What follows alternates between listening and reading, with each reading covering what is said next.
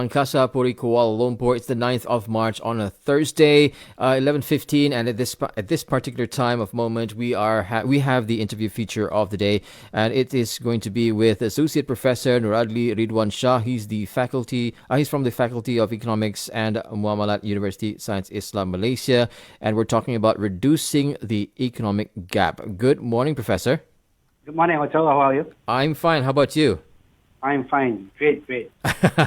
I hope the week has been very pleasurable for you today. And but anyway, Yeah. thank you so much for coming live for us today. I know you're a busy person, so we are going to talk about reducing the economic gap. We want to know from you certain stuff. So let's just just dive into it. All right. So we have to eradicate hardcore poor and also minimizing the rising costs of living. Those two are the initiatives to reduce the economic gap. Now, the unity government has announced many forms of financial aid to help the people. However, other issues such as the country's debt must be considered as well. So what is your opinion on this? Well, right, basically, when we talk about how the government actually spend the money, okay, basically we know that the government would like to provide financial aid, right, to help the people, and this is actually to reduce the economic gap and also to eradicate hardcore poverty. But when you want to do that, basically you also need money, right? So you need to have to provide money for that type of subsidy. We can say subsidies, right? But at the same time, we don't want to have like a very high debt, right? Because debt can be actually costly to the government because we have to pay interest and so on. So financial aid can be a useful tool in achieving these goals, but it's also important, right, to consider or to see the balance, okay, between we are giving the financial aids and also the issue of the country's debt. So one way to address, both issues, all right, simultaneously would be through a careful management of the government spending and also revenue. So we need to identify, which area that we can have or we can acquire sustainable revenue streams. So basically, this is very important.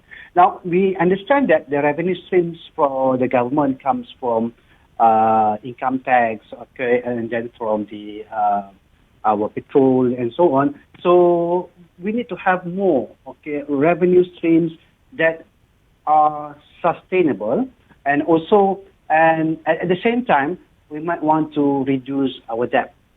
So because this is, we know that debt is actually not good, if it is too large, it's too large. And then, and in order to do that, so the financial aids, for example, all these eradicating hardcore poor and also trying to reduce the rising cost of the people, we have to, because we need to very, very prudent in our spending, right? So the people who are being being targeted, to receive the financial aids must be also looked into, right? So when we talk about B40, M40, and T20, for example, right? B40 normally is the household income is about 4,850 and below. Right, and then for the M40 will be 4,850 and above, and then until about 10,000, right? And then above 10,000, so that is just a round number. Above 10,000 is actually considered as T20. Now, one thing that we might want to address here, maybe the government can look into also the classification of who they will actually providing the aids to. For example, if you compare between a single household income earner with M40 who have, for example, 4 children, but the M40 is actually earning about maybe 5,500, and the B40, the single income earner is actually earning about 3,000. But if you compare, based on the number of we call it household of the M40, probably the M40 should be also receiving the financial aid. So, do you agree with that? Mm-hmm. Uh-huh. Now, I do, I think, yes. Yeah, yeah. But ultimately, there is no one size fits all, right? So basically, when we want to look at addressing the economic inequality and also poverty, right? Basically, I think basically the government is taking a holistic approach, but we have to consider also a range of factors so that the government can work towards creating a more equitable and also prosperous society for all. Now, is there a sweet spot between this when it comes to easing the burden of the people, while staying true towards the economic recovery? Well, a well-crafted budget should aim to strike the balance between the burden, okay, and also the the financial, such as the financial aid, social welfare program, while also promoting the economic recovery, okay. But when we want to promote the economic recovery, so basically we have to look into also what type of investment or the key sectors, okay, such as infrastructure, healthcare, education, R&D. Okay, so basically these are the key sectors that we want to actually promote and also to see growing in the future. Mm-hmm. So in addition, right, a good budget also, we have to look at what call it a long-term sustainability, okay, of the public finance. Right? Basically, because we can't actually, for example, we can't actually depending on giving financial aids continuously, okay, until the future.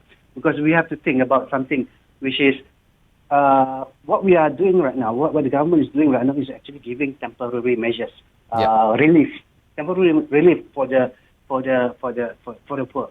But we want the poor to be able to stand up by themselves. Okay, so it's basically what is important is actually education and also skills for them to be able to generate their own income. Yes. Right? Rather than being given allowance, for example, monthly allowance for now they are receiving allowance, right? Basically, I believe that in the future, in the long term, so the B10, the B20 should be able to fish, to fish rather than getting the fish, right? Yes, correct. So that's I think very important in terms of long term. Well, do you think that it is the government's duty to actually provide these kinds of what do you say education for the hardcore poor, or is it the factor that most companies are not hiring these individuals who are hardcore poor, or not helping out in a culture whereby we help out each other? Is it the government's duty, or is it the community's duty as well? It's actually both, right? So basically, government duties is actually providing the education and also skills, okay, for everyone, okay, for everyone, okay, especially to the hardcore poor. So and also the community, the companies also must also work together with the government in terms of providing jobs and so on. But the duty of the government is actually to provide them with education and also school. That is actually any government in the world actually the duties are actually to make sure that the education and skills of the rakyat, okay, of that particular country, okay, is actually is provided, okay, to every single person in this country. Now, we are talking to Associate Professor Nur Adli Ridwan Shah. He's from the Faculty of Economics and Muamalat, University of Science, Islam, Malaysia. We're talking about Madani, reducing the economic gap. And we are also live on our Facebook page at Trax FM Official. If you'd like to post a question or you just like to say hi, you can always do so and leave the comments on the comment section below. Share this Facebook Live as well if you want to. Give it a like and follow us on all our platforms as well. Now, before we go for a break, Professor, some Yep. 8 billion ringgit has been allocated for the Sumbangan Tunai Rahmah, which is Okay. set to benefit 9 million recipients. Now, Yeah. hardcore low-income families can Yeah. receive up to 3,000 ringgit, 3,100. 3,100. 3,100 ringgit. Now, in your Yeah. opinion, what is the immediate effect of this move in helping the country's economic Well, recovery? well, as mentioned, this is a good, what call it, initiative. But this is actually, I can have just said just now, it's actually a short-term measures. Okay, you are providing the fish, okay, to the hardcore poor, right? What we need is actually to teach them how to fish, right? So yes, it's actually a good initiative, but we want it to be more sustainable. Okay, sustainable, and basically, if you want to reduce the gap, okay, between the hardcore poor and also the rich, okay, basically, you have to increase the income of the hardcore poor, right? So, but there are some factors, okay, that you can actually increase the income of the hardcore poor. First, yes, we give money, right? We give what call it the hardcore poor every month the Sumbangan Tunai Rahmah, but that is actually taking a lot of money from the pocket of the government. 8 billion ringgit, right? Yep. So 8 billion ringgit. So basically, there is in terms of in the future, right? So we should be thinking about how to actually increase the income, but they have the capability of increasing the income by themselves, okay, by having higher education, having higher skills, and so on. I mean, when we look at a rising cost of living and raising the income of these hardcore poor, when it comes to once they learn a new skill, they'll definitely go into the workforce. Does it depend on the company itself to raise their income, or should there be like a minimum income for them, just to make sure that these people actually can have the income to actually pay for their education, and also to alleviate the cost of living, and also probably if they have a family, they can actually help out their family as well. Do you think that it's totally dependable on the company as well, as opposed to the government? Yeah, because right now we have this minimum wage of 1,500 ringgit, so which is actually the minimum wage that any worker should be receiving. Okay. Yeah. So at the same time, the companies also might be looking into how they actually can also help, okay, their workers. Okay, but at the first place, okay, if they want to give higher salary to the workers, the workers must have like higher productivity, right? So that whenever they work, okay, they will produce more, and then so will actually reduce the cost of the company and so on, right? So that is very important when you have to go back to their training and also skills provision for the hardcore workers, so that they will not only depending on their their hands and legs, okay, but also they have skills, okay, which actually improve their productivity in their in the workplace. All right. Now, we're going to take a short break. Thank you very much, Associate Professor Nur Adli Ridwan Shah. He's from the Faculty of Economics and Muamalat, University of Science Islam Malaysia. We're talking about reducing the economic gap. Now, we're going to take a short break, and we'll be right back with the professor right here on Tracks. Stay tuned.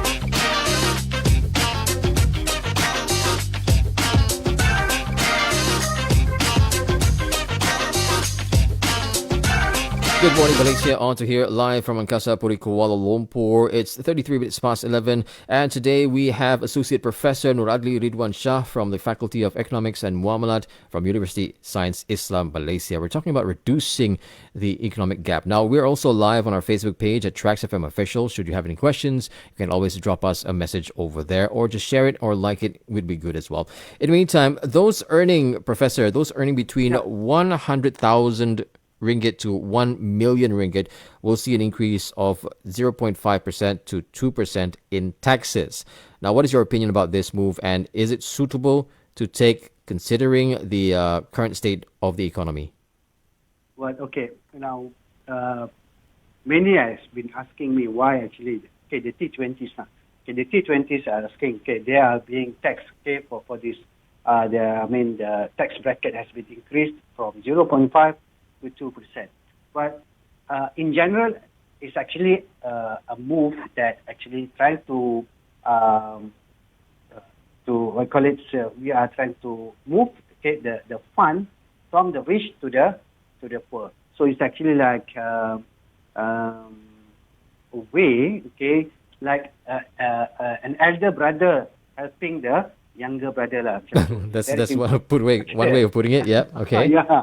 Okay. So basically, the tax policy can be effective tool for the government to raise the revenue, okay, and also to promote the social equality, right? But this is actually trying to reducing the gap between the two, right? From the T20 and also the B40, right? So in the case of these taxes for those earning between the 100,000 and also to 1 million ringgit, so it may be seen a way to raise additional revenue, okay, to fund the public services and also to support the sumbangan tunai rahmah and so on. So, however, so this has to be also to be looked into in the future, okay, because there are a number of factors, okay. When we tax the T20, okay, they might want to invest somewhere else. So we don't want that to be happening, okay. So we don't want them to take their money, okay, from Malaysia to another country because the tax are too high in Malaysia. But so we need to see, okay, what is the comparison, okay, between the tax bracket in Malaysia and also the other countries, right? So nevertheless, it's actually a good initiative, okay. So it's appropriate, okay, for the move to be taken at the moment. So, but as I mentioned before, there should be like what I call it. You have to look at the policy. So maybe next year will be different. So we are not really sure about that. So we're looking at possible change. You might be expecting some change in terms of taxes.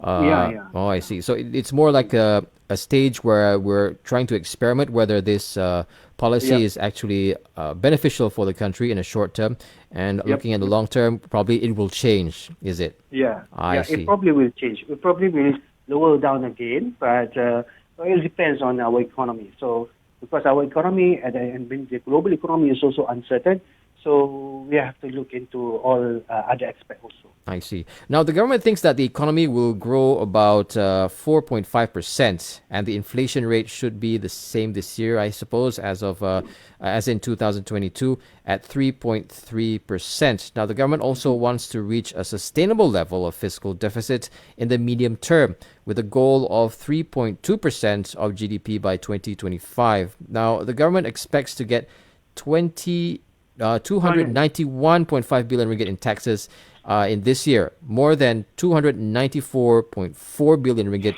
in 2018. So how does this actually affect the national economy? Well, when we look at the projection of economic growth, so, and then we look also at the global, economy, where if we compare between Malaysia and the rest of the world, so this is actually quite okay, quite moderate growth. But because the other countries are growing very, very slow, okay, the United States of America, United Kingdom, okay, and the rest of the world are actually predicting that they are growing at a very slow pace, at about maybe 2 to 3% only. So if the forecast for us to be 4.5%, so I think it should be moderately growing, but as compared to the others, we are better off, okay, which is a positive sign for business and also for investors. So especially for the stock market. But at the moment, the stock market is not really, as my positive expectation. I want the stock market, for example, okay, to be above 1,500 level, and so on to be to reach 1,900 level. So hopefully, with the forecast of 4.5% and the performance of our economy compared to the rest of the world, then we can see that more businesses are coming, and also investors are also coming and investing in Malaysia. So, Yeah, you're saying? Sorry. Okay. In addition, when we look at we talk about the inflation rate, so 3.3%. Last year it was 3.3%. Now 3.3% is very okay. Inflation is very, very near, okay, to our heart, okay, because it's actually involving with our, food prices, okay, our energy prices, transportation, and so on. So 3.3% is actually almost the average inflation rate for Malaysia. If we look at the stretch of 20 to 30 years, so the inflation rate is about 3.1%. Oh, it's not that big. Yeah, all right. Yeah, it's because there are some years that we have a very high inflation, so that's why it becomes 3.1%. So, and then during COVID, we have a negative, right? So that is actually bringing it to 3.1%. So even though we have still a lower inflation rate as compared to the United States, UK, Turkey, for example, so and many of the other countries, because we look at the rest of the world, the average rate of inflation last year, last year, if not mistaken, last year is about 8.8%, right? So that is a very large discrepancies, Yep. Mhm. between Malaysia and also the rest of the world. Nevertheless, Yes. okay, we need the government to actually reduce more of the inflation. So this can be done by through the budget. I can see that there are some initiatives that the government are doing. For example, for the agro, what you call it, Agro uh, industries, yes, we agro can that's industries and one, and also uh, involving I do believe involving the our aging community as well to participate in the economy as well. yeah, Like yeah. our veterans, I did see that during the budget tabling of budget Uh, 2023, it was part of the one of the steps towards making sure that everybody plays their part in growing the economy together, as opposed to also not only relying on the poor by giving taxes, just like what you announced early on. yeah. Yeah. Okay. Uh-huh, Yeah. True. uh-huh, uh-huh. Yes. Now, Okay. mhm. Yeah. Yeah, Professor. If you Yeah. just tuned in right now, we are talking to Associate Professor Nur Adli Ridwan Shah, the Faculty of Economics and Muamalat, University of Science Islam Malaysia. We're talking about reducing the economic gap. Now, before we go for another short break, Professor, the government Yep. will allocate about 126.8 million ringgit to upgrade the irrigation and drainage system, and 550 million ringgit will be set aside for SMEs that will deal with the agro-food to ensure that food security as well. So, what is the long-term impact for this? Okay, as mentioned before, just now we have that inflation problem, right? So that inflation problem can be actually comes from the rising price, okay, Yeah. of because it derived from demand, which is we are having a lot of money and then we want that particular good, and then at the end of the day, the price of the good increase, right? So that's one thing. The other thing is because of the supply side, which is there are something, there are shocks, okay, that actually making the price of the food, okay, or maybe goods increase. Okay, the supply shock, for example, when there are crises for in the case of Russia and versus Ukraine, right? This actually has, I will call it, affected, okay, the prices of commodities, food commodities, for example, and also energies. So this is actually the external shock is actually that we need to counter. So this external shock, okay, we look at the data. It comes from food, okay, food commodities. So basically, this is very important, whereby the government is actually trying to solve the problem, okay, coming from the external shock, okay, by introducing the agro food or the what call it the food security. So so this is not like short-term measures. Okay, short-term measures you can actually try to put price ceiling, okay, to curb inflation. Or maybe you want to put subsidies, okay, to the oil, we call it, for example, right? So this is actually you are trying to to make the price of the food, okay, commodities stable, okay, in the long run. So whenever we have the capacity and also the capability of producing our own food, then it's actually it's a good sign for our economy. Okay, if and also we can actually provide the food, okay, for our society. Okay, Yeah. there are something happen in the other countries, external shock or maybe the climate change or whatever. So this is very, very important. So basically, for example, me Yeah. myself, I'm interested also in looking at trying to grow your own vegetables, for example. Yeah. So, but I don't have the knowledge, okay, and also skill. So Hmm. probably also if the government want to provide the fund, quite a lot of funds, right?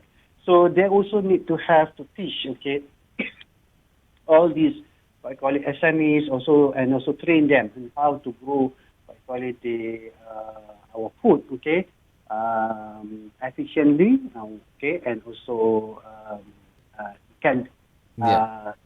be received by the society, okay, at the the other end. I think yes, definitely, definitely. When it comes to Yeah. agriculture, Malaysia is. Yep. I think the weather is good for Yep. agricultural products as well to grow their own food. And is that one of the things that you are interested in, especially when it comes to budget 2023? Yeah, yeah. I'm really interested in that because I'm also interested in, for example, to growing my own vegetables. Okay, but I don't have the skills and also I don't have the knowledge. So that is what I call it, It's one of the things. one loss. So a challenge for me, lah. For example, I'm from the economic background, but I'm also interested in growing my own crops and also my own vegetables, so that I can just go out and then pick out from. I mean, from Ah. the food, right? So, which is very interesting, very very interesting, and I do support a lot of about this agro, what you call it, technology, okay, that to be introduced to our society. Oh, great, great, great. Because I'm also into agriculture as well. So just like Really? yourself, yes, just like Uh-huh. yourself, I'm still trying to find that niche market where I can actually sell our Ah. products, Malaysian products, overseas as well. But anyway, seeing that we're Okay. pressed for time, Professor, Uh-huh. one last Okay. question before we let you Okay. go. Now, looking at All the right. budget 2023 as a whole, are we on the Okay. right track to reducing the economic gap? Well, this is not an easy, what you call it, thing that we can actually say, okay, trying to reduce the gap is actually not a short-term measure. So we have been trying to do this since independence. So basically, we are trying to reduce the gap from dasar ekonomi baru until right now. So basically, it's not an easy task. But now we are actually one step further. Okay, one step further.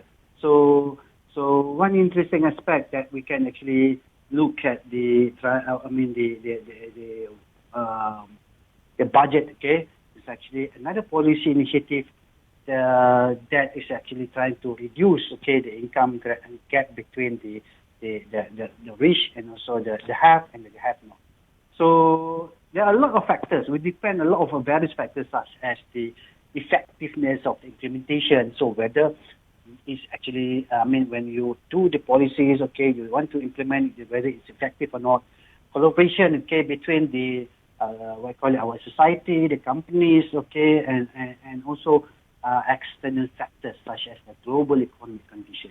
So when we look at the reducing the income gap is actually a very complex issues, okay, very complex issues.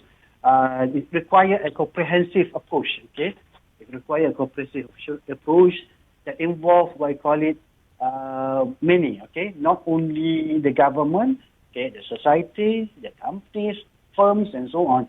So it is very, very, what I call it, we have to look at it as very comprehensive, okay? Mm-hmm. And then we have to continue also to prioritize on the sustainable economic growth, right? Sustainable economic growth and also sustainable fiscal, okay, or what I call it, revenue stream, and social inclusions, environmental protection, so to ensure that we have a prosperous Malaysia and also equitable future for all Malaysians. Thank you very much, Professor, for your time. I'm sorry to Right. stretch the time a bit for you, but thank you so much once again. Hopefully, we can All get you right. again on the show and talk more about the economic as well. Yeah. Thank you so much, Professor. Okay. Thank you. Well, there you have it. Associate Professor Nur Adli Ridwan Shah from the Faculty of Economics and Muamalat from University Science Islam Malaysia. We were talking about reducing the economic gap. And as he mentioned, there are steps taking into account with regards to making sure that the economic gap goes a little bit smaller compared to previous years as well. We have many factors building in from the inflation rate to the community itself, need to change the culture. And as we all know as well, generations have a different way of communicating when it comes to solving an issue, which is also one part and parcel of how Malaysia actually is united in this term right now. So make sure that you do your very best, whatever you're doing, and yeah, go Malaysia. But anyway, stay tuned. We have the news coming up at the top of the hour. We'll be right back with more stories right here on Trax FM. Good morning, Malaysia.